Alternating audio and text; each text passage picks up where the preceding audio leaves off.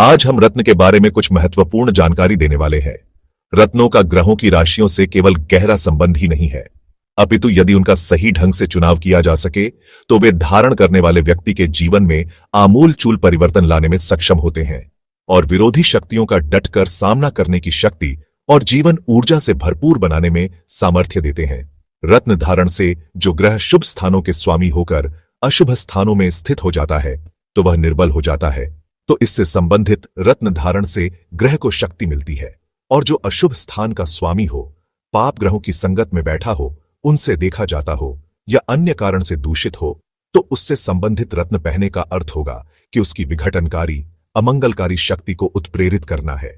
इसके साथ जो शुभ ग्रह है और अन्य कारणों से भी शुभ है तो उसका रत्न पहनना निस्संदेह उपयोगी होगा, क्योंकि उसकी प्रखरता में वृद्धि होने से संभावित अवरोध भी दूर होंगे।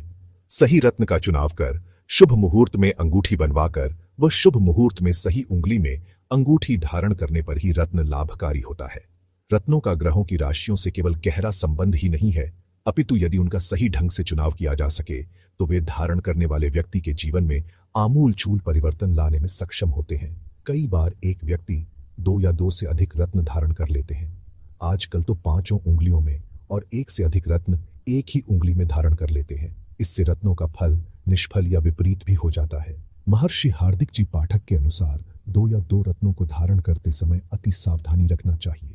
समान तत्व वाली राशियों के स्वामी के तथा मित्र ग्रहों के रत्नों को ही एक साथ धारण करना चाहिए। शत्रु ग्रहों के रत्नों को धारण करना निषेध है। वीडियो को लाइक, शेयर, कमेंट जरूर करें।